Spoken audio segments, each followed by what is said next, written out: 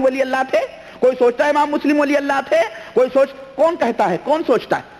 کوئی نہیں کہتا ہے، نہ کوئی سوچتا ہے، اور نہ ہی اپنے کتابوں میں ولایت کی فہرست میں ان بیچارے محدثین کا نام آتا ہے، ہرگز نہیں آتا ہے۔ بلکہ ولی اللہ اس کو سمجھا جاتا ہے جو سلسلے تصوف سے جڑا ہوا ہو، جس کا سلسلہ تصوف سے جڑا ہوا ہو۔ ضروری ہے کہ وہ دنیا کو چھوڑ کر کے گیا ہو، پتہ نہیں، یعنی جو بتاتے ہیں۔ بہرحال میں مختصر طور پر آپ کے سامنے جلدی سے ان حقیقتوں کو لانا چاہتا ہوں، اس لیے میں ان تفصیلات میں نہیں جانا چاہتا۔ میں عرض یہ کر رہا تھا کہ یہ صوفیت جو ہے، یہ صوفیزم جو ہے، یہ ایک تحریک ہے اسلام کو بدنام کرنے کی، ایک تحریک ہے اسلام کو ڈائنامنٹ کرنے کی، ایک تحریک ہے اسلام اور مسلمانوں کے شیرازوں کو منتشر کرنے کی۔ آپ نے کبھی غور کیا کہ یہ بہت بڑی تحریک ہے اور یہ ایک بہت بڑی یہ تنظیم ہے۔ اللہ وحدہ لا شریک نے ولایت کی جو علامت اور جو نشانی بتلائی ہے وہ بتلائی ہے، الا ان اولیاء اللہ لا خوف علیہم ولا هم يحزنون الذین آمنوا وكانوا يتقون۔ جو اللہ کے اوپر ایمان لاتے ہیں اور اللہ سے ڈرتے ہیں وہی لوگ ولی اللہ ہیں، وہی لوگ اللہ کے دوست ہیں، وہ لوگ اللہ وحدہ لا شریک کے محبوب بنتے ہیں۔ لیکن ولایت کا اور یہ جو قطبیت اور جو ہم گڑھے گئے ہیں، ان تمام سب معنوں کو کسی مخصوص طبقے کے لیے رکھا جاتا ہے۔ ضروری ہے کہ کسی نہ کسی شکل میں، کسی نہ کسی سلسلے میں ان کا الحاق ہو اور ملے ہوئے ہوں، اور پھر ولایت کا وہ مقام حاصل کرنے کے لیے مخصوص طریقے بنائے گئے ہیں، مخصوص ضابطے بنائے گئے ہیں۔ آئیے مختصر طور پر میں ان ضابطوں کا بھی آپ کے سامنے ذکر کروں کہ ان صوفیوں کے ولایت کا مقام حاصل کرنے کے لیے، اللہ کے یہاں پہنچنے کے لیے کیا ذریعے ہیں۔ تصوف اور ضابطے وصول کے ویسے 8 9 10 ہیں، میں مختصر طور پہ آپ کو میں چند وصول بتاتا ہوں۔ پہلا وصول ہے طریقت، دوسرا وصول ہے مرشد کامل کی اجازت، اور تیسرا وصول ہے بیعت اور تلقین کرنا۔ بیعت کے سلسلے ان صوفیوں میں چلتے ہیں، جدھر دیکھو ادھری بیعت ہو رہی ہے جناب علی، رسیاں پھینک کے بیعت ہو رہی ہیں، کپڑے پھینک کے، اگر ہاتھ مرشد کا نہیں پہنچ رہا ہے تو جناب علی رسیاں پھینک کے بیعت کی جا رہی ہیں ولیوں کے ہاتھوں کے اوپر۔ اسی طرح سے مخصوص قسم کے اوراد اور وظائف ہوتے ہیں، دعائیں ہوتی ہیں۔ پھر اسی طرح سے پانچویں چیز یہ ہے گوشہ نشینی، یعنی خلوت کے اندر بیٹھنا۔ پھر چھٹی چیز ہے اس کے بعد کشف اور الہام کا درجہ آتا ہے۔ اس کے بعد ساتویں چیز ہے فنا ہونا۔ اب یہ فنا، اس کے کئی مقام ہیں۔ پہلے فنا فی الشیخ ہونا، پہلے مرشد کے اندر فنا ہونا، پھر اس کے بعد میں فنا فی الرسول ہونا، پھر فنا فی اللہ ہونا، اور اس کے اور بھی درجات ہیں۔ آٹھویں چیز ہے ظاہر و باطن، یہ وصول ہیں۔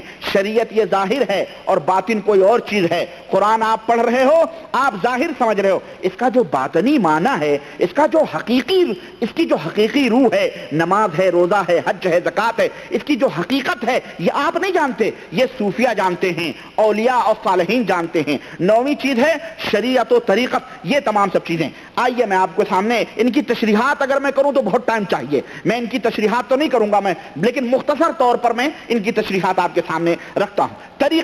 طریقہ یعنی طریقہ جو ہے، طریقہ اس کا مطلب کیا ہے؟ اس کا مطلب یہ ہے کہ مرشد کامل سے مکمل طور پر ربط اور ضبط رکھا جائے، خواہ وہ مرشد زندہ ہو یا مردہ ہو، اور وہ جو مخصوص اوراد اور وظائف ہیں جو مرشد نے اسے تلقین کیے ہیں بیعت کے وقت، ان کو جاری رکھا جائے، صبح اور شام پڑھا جائے، اور اس عہد و پیمان کو جو بیعت کی شکل میں ہے اس کی حفاظت کی جائے، اور مرید کے اوپر یہ واجب ہے کہ وہ مرشد کا ادب اور احترام کرے، مرشد کے تصور اپنے ذہنوں میں رکھے، اور مرشد کے یہ اوپر یہ ہے کہ جب کبھی مرید کسی مصیبت میں، کسی پریشانی میں کہیں بھی ہو، مبتلا ہو، اور اپنے دل کے اندر شیخ کا تصور کرے تو شیخ فوری طور پر اس کا مرشد اس کی مدد کے لیے اور اس کی رہنمائی کے لیے پہنچ جائے۔ اور یہی صرف دنیا ہی کے اندر نہیں، بلکہ جس سے وہ بیعت ہو رہا ہے قیامت کے دن اسی کا دامن پکڑ کر کے وہ جنت میں بھی اس کو لے جائے۔ یہ ہے طریقہ، یعنی یہ طریقہ ہے، سلسلہ ہے، بتایا جاتا ہے۔ چنانچہ آپ نے اپنے ملکوں میں سنا ہوگا نعرے جو لگاتے ہیں جلوس میلاد النبی میں، غوثیہ میں، یہ جلسوں میں لوگ کہتے ہیں نا، غوث کا دامن نہیں چھوڑیں گے، غوث کا دامن نہیں چھوڑیں گے، خواجہ کا دامن نہیں چھوڑیں گے، کہتے ہیں کہ نہیں کہتے ہیں؟ مولوی اعلان نعرے لگاتا غوث کا دامن، تو وہ کہتا نہیں چھوڑیں گے، ہے نہیں؟ تو یہ کیا ہے غوث کا دامن؟ یہ اصل میں یہی ہے، یہی چیزیں ہیں کہ انہوں نے اصل چیز غوث کو پکڑی ہوئی ہے بس، اور نیچے کے جو مرشدین ہیں ان سے ان کے تعلقات ہیں، اور تمام جیسے مثال کے طور پہ میں آپ دوں، یہ کیا کہتے ہیں اس کو، ڈینمو جس کو کہتے ہیں، سارے الیکٹرک کے تار جو ہے اسی کے اندر آ کے ملتے ہیں، ڈینمو کے اندر ہے نا، پھر وہ حرکت آتا ہے، ڈینمو حرکت کرتا ہے۔ تو سارے ولایت کے تار جتنے بھی ہیں، چاہے وہ چشتیت ہو، قادریت ہو، سہروردیت ہو، کچھ بھی ہو، ان تمام تاروں کو جوڑ دیا گیا ہے۔ بیچارے بہت بڑے عالم ہیں شیخ عبد القادر جیلانی رحمت اللہ علیہ، ان تک جوڑا گیا ہے، اور مکمل یعنی وہ غوث اول ہیں، یوں سمجھیں کہ انہی کے نیچے باقیہ سارے لوگ ہیں، ان تک جن کا سلسلہ نہیں پہنچتا ہے وہ سمجھیے گمراہ ہیں، وہ لوگ جو ہے صوفی نہیں ہیں، نہ وہ ولی اللہ ہیں۔ تو یہ باقاعدہ جو ہے مرید یہ عہد کرتا ہے کہ تا زندگی اس کو نہیں چھوڑے گا اور ان اوراد اور وظائف کو لازم پکڑے گا۔ چنانچہ میں آپ کو بتاؤں، امام احمد رضا فاضل بریلوی، جنہیں ہم اعلیٰ حضرت کے نام سے اپنے ملکوں میں جانتے ہیں، اور بریلی کے عالم ہیں وہ، اور بریلی نہیں بلکہ دنیائے بدعتیت کے سب سے بڑے امام مانے جاتے ہیں۔ یہ ان کی کتاب ہے الملفوظ، اور کئی دفعہ میں اس کو دکھا چکا ہوں آپ کے سامنے۔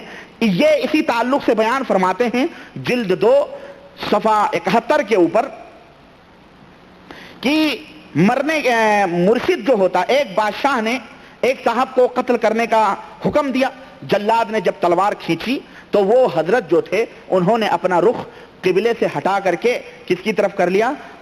مرشد کے مزار کی طرف کر لیا۔ تو جلاد نے کہا بندے خدا آخری وقت ہے، کم از کم اپنا چہرہ قبلے کی طرف کر لو۔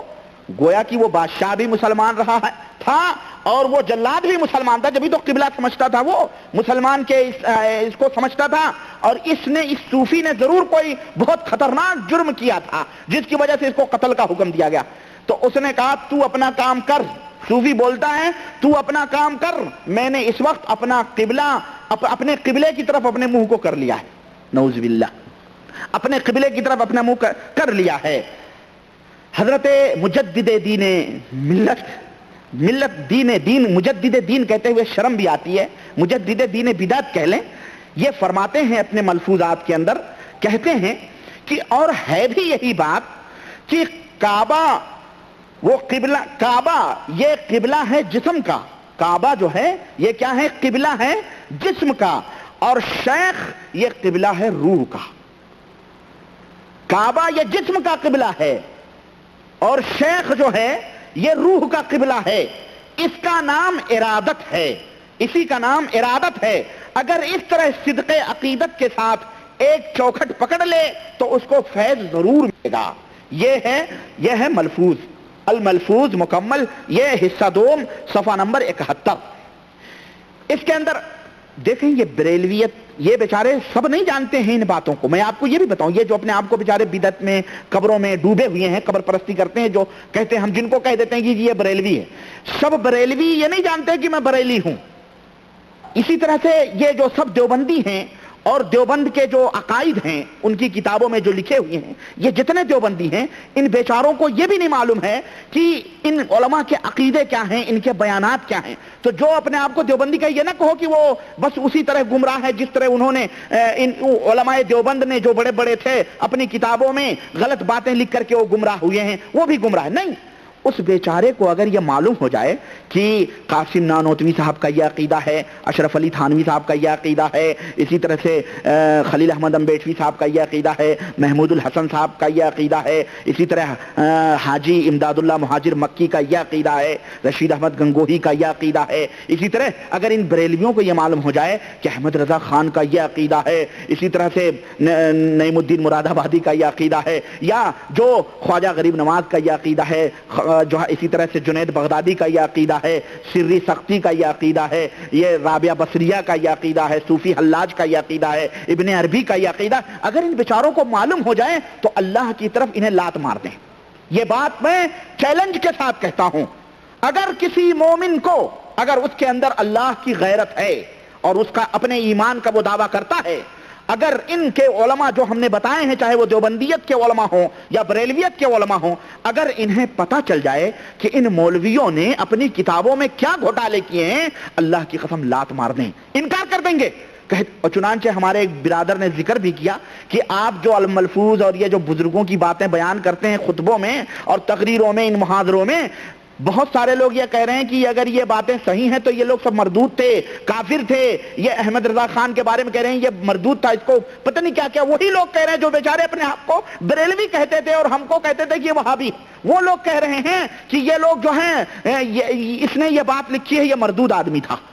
کیوں؟ اس لیے کہ اس غریب کو حقیقت کا پتہ نہیں ہے، ان بیچارے عوام الناس کو پتہ نہیں ہے کہ تبلیغی نظام میں کیا رکھا ہے، ارواح ثلاثہ میں کیا عقیدے بتائے گئے ہیں، فتاوی میں کیا عقیدے بتائے گئے ہیں، ملفوظ میں کیا عقیدے ہیں، فیضان سنت میں کیا عقیدے ہیں، فتاوی افریقیہ میں کیا گھوٹالے کیے گئے ہیں، اسی طرح سے خواجہ بندہ گیسو دراز کا کیا عقیدہ ہے، خواجہ غریب النواز کا کیا عقیدہ ہے۔ یہ بیچارے بس سنی سنائی باتوں پہ اڑ رہے ہیں، اور حقیقت بھی ہے۔ میں ابھی بتاؤں گا آپ کو، وہ گزشتہ پروگرام میں میں نے انوار الہی کے تعلق سے یہ بتایا تھا کہ یہ وحدت الوجود کا جو صوفی حلاج کا عقیدہ تھا، جو یہ کہتا تھا، جو کافر اور زندیق تھا، جس کا یہ دعویٰ تھا مجھے ذرے ذرے میں اللہ ہی نظر آتا ہے، اللہ میرے اندر حلول کیا گیا، اور میں نے یہ بتایا